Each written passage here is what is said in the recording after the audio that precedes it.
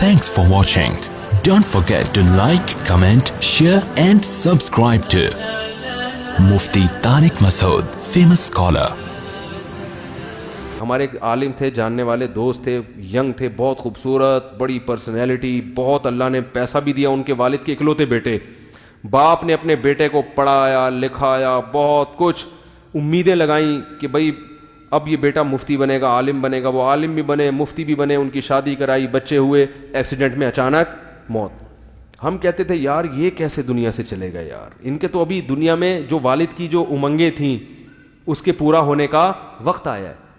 تو مجھے بھی, کیونکہ میری ان سے بڑی گہری دوستی تھی, مجھے بڑا, میری ان سے ایک دن پہلے گپ شپ ہوئی ہے, باتیں ہو رہی ہیں, اگلے دن اطلاع آئی کہ ان کی ڈیتھ ہو گئی. تو ایک دم دھچکا لگتا ہے نا انسان. بہت دیر سوچتا رہا کہ اللہ اس میں کیا حکمت ہے, بھائی ہم مر جائیں یا کوئی دوسرا مر جائے, ہمارے اور بھی ماشاءاللہ بھائی ہیں, یہ بیچارے مر گئے جبکہ ان کے والد نے جو انویسٹمنٹ ابھی کی تھی اس کے پھل کھانے کا وقت آیا. اور تھے بھی اکلوتے, اور باپ کی نیت بھی بہت اچھی تھی, کوئی دنیا نیت نہیں تھی, کیا تھا, عالم بناؤں گا اور یہ دین کا کام کرے. اور اگر مرنا ہی تھا اللہ شادی سے پہلے مر جاتے, جوان بیوی اور بچوں کو یتیم بھی ہو گئے, باپ بھی پریشان, گھر بیوی بھی پریشان, بچے بھی چھوٹے چھوٹے. بڑا درس آتا ہے نا انسان کو, بچوں کا تو کوئی پوچھنے والا نہیں ہوتا باپ کے بعد. میں بڑا پریشان ہے, اللہ تیرے تو ہر کام میں کوئی حکمت ہوتی ہے, اس میں کیا حکمت ہے تیری. کافی دیر سوچتا رہا تو ایک حکمت اللہ نے ذہن میں ڈالی. یہ حکمت یہ ہے کہ میں کسی کو کسی بھی وقت مار سکتا ہوں, بس یہ حکمت ہے. یہ ذہن بنا لو, کوئی بھی کسی بھی ٹائم پہ میرے بھائی مر سکتا ہے. تو سارا اپنا جو سیٹ اپ چلاؤ نا, اسی حساب سے ہم کسی بھی ٹائم پہ مارکیٹ سے شارٹ. ہر آدمی سمجھتے ہیں میں شارٹ نہیں ہوں گا. میں جب وصیت لکھی نا, میں نے وہ پورا ڈائریاں واریاں بنا کے گھر میں بتایا میں مر گیا تو یہ. اب جب بھی سفر پہ جاتا ہوں گھر والے میں مر گیا تو یہ, گھر والے کہتے ہیں کیوں مر رہے ہو بھائی, کیا مسئلہ کیا ہے. ایک دفعہ میں نے پہلے بھی واقعہ بتایا, جب حج کرنے گیا نا تو ہم لوگ مکہ سے مدینہ, ہم نے ایک ٹیکسی لی کرائے پر, کہ مکہ سے ہم مدینہ کار لیتے ہیں نا کرائے پر. وہ ڈرائیور عرب تھا. اس نے کیا کیا, اب مکہ سے مدینہ ہم نکلے تو اس نے نمبر پلیٹ پہ چڑھایا کپڑا. وہ سعودی تھا, کپڑا چڑھایا. ہم نے کہا خیر نہیں ہے, کیونکہ وہ جب آپ اوور اسپیڈ ہوتی ہے نا گاڑی تو وہ کیمرے سے ٹریس ہو جاتی ہے, نمبر پلیٹ پہ وہ کیمرہ لگتا ہے. وہ اس نے چڑھا دیا کیا, کپڑا. ہم نے کہا اللہ خیر کرے, اب یہ بھگائے گا. اور اتنی اسپیڈ سے گاڑی بھگائی ہے اس نے, اتنی اسپیڈ سے کہ وہ جو ٹریفک پولیس والے ہوتے تھے نا, ایک دو دفعہ تو ایسا ہوا کہ ٹریفک وہ جو انہوں نے وہ رکھے ہوئے ہوتے ہیں تکون سے روکنے کے لیے, اس کو بھی دھاڑ توڑتا ہوا نکل لیا وہ, اور پولیس والے پیچھے بھاگ رہے ہیں اس کے. پتہ نہیں کیا کیا مسئلہ تھا اس کا, واللہ عالم.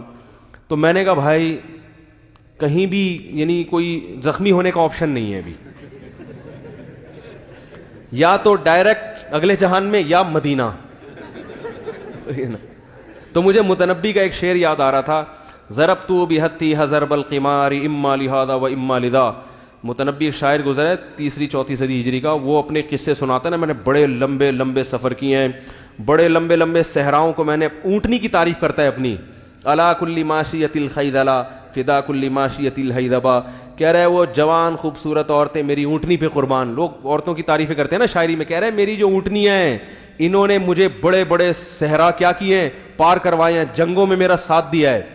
تو اپنی اونٹنیوں کی تعریف کرتے ہوئے کہتا ہے کہ میں نے اس اونٹنی پہ بیٹھ کے جوئے کھیلے ہیں. کیسے کہ میں نے بڑے بڑے لمبے صحرا عراق جاتے ہوئے وہ میں نے عبور کیے ہیں. ایسے صحرا تھے اما لہذا و اما لذا, یا تو میں وہیں بھوک پیاس سے اونٹنی کے ساتھ مر کے میری قبر بن جاتی, یا میں اپنی منزل پر پہنچ کر کامیاب. پھر آگے کہتا ہے جب میں کئی ہفتوں کا اور اندھیروں کا سفر اور صحراؤں کا سفر کر کے اونٹنی پہ, اور اپنی اونٹنی کی تعریف کر رہا ہے کہ وہ بڑی اونٹ بڑا زبردست جانور ہے, بڑی وفا کے ساتھ سلولی چلتا رہتا ہے, چلتا رہتا, تھکتا نہیں ہے. یہ جو صحابہ پوری دنیا میں پہلے اونٹوں پہ بیٹھ کے تو پہنچے ہیں, یہ تو کہہ رہی ہے اونٹنی وفا کرتی ہے اور چلتی رہتی ہے, چلتی رہتی ہے, چلتی رہتی ہے. میں تھک گیا مگر اونٹنی نہیں تھکی. ایک وقت آیا میں نے فقلنا لها اين ارض العراق فقالت ونحن بتربانها. میں نے پھر اونٹنی سے پوچھا کہ بتا عراق کی سرزمین کتنی دور رہ گئی ہے, تو وہ مڑ کے کہتی ہے ونحن بتربانها, بس عراق کی مٹی میرے پاؤں سے لگ رہی ہے, پہنچنے والے ہیں عراق. تو وہ جو اس نے شاعری کی ہے نا, ضربت بحتیھا ضرب القمار اما لہذا و اما لذا, کہ میں نے جوئے کھیلے سوٹنی پہ بیٹھ کے. جوئے کا مطلب لمبے سفر کیے کہ یا تو موت یا کامیابی. تو مجھے شعر یاد آ رہا تھا کہ یا تو مدینہ پہنچ کے قبر رسول کی زیارت ہوگی, 50,000 10,000 نمازوں کا ثواب ملے گا, یا ڈائریکٹ جنت. تو اس وقت میں نے گھر میں کال کر کے 2-4 جلی وصیتیں لکھوائی کہ 1-2 رہ گئی تھیں. میں نے کہا بھائی گھر والے پریشانی ہو کیا رہا ہے, کیا موت کے کنویں میں چھلانگ لگا رہے ہو بھائی, یا سعودی حکومت نے کوئی قصاص کرنے کے لیے. تو میں نے کہا ڈیٹیل بعد میں, کیونکہ وہ سمجھ میں نہیں آتی نا. میں نے کہا ڈیٹیل بعد میں, ویسے ہی لکھوا دی میں نے, وہ جلدی لکھوائی. کیوں؟ مقصد بتانے کا یہ ہے کہ بھائی کوئی کسی بھی وقت مر سکتا ہے. تیز رفتار گاڑی میں تو ویسے ہی چانس زیادہ ہے. آج ہمارے ایک رشتے دار بائی روڈ آئے پنجاب سے. میں نے کہا آپ بائی روڈ کیوں, بائی ایئر کیوں نہیں آئے؟ کہہ رہے ہیں یار جہاز میں نا آپشن نہیں ہے. کہہ رہے میں کوشش کرتا ہوں بائی روڈ ہی. وہ کہہ رہے ہیں یار روڈ میں ٹکر لگے گی, کلابازیاں کھائیں گے, تھوڑا سا ادھر سے یوں پکڑیں گے جا کے, ادھر سے کھڑکی پکڑیں گے, تھوڑا سا باہر نکلیں گے, ایک آدھ ٹانگ ٹوٹنے چلی جائے گی, بہت کم چانس ہوتا ہے کہ بالکل ہی مر جائیں. کہہ رہے جہاز میں جب وہ جنید جمشید بیچارے کا واقعہ ہوا نا, کہہ رہے وہاں تو بس بیٹھے تھے اور پھر غائب, باڈی بھی نہیں ملتی. تو ہر شخص نے مرنا ہے اور کچھ پتا نہیں کون کس ٹائم مارکیٹ سے شارٹ ہو جائے.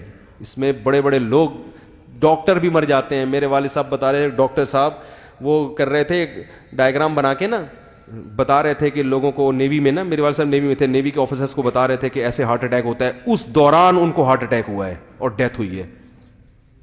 ڈیتھ کا تو مجھے اب پوری طرح یاد نہیں رہا, لیکن ہارٹ اٹیک اسی دوران ہوا ان کو.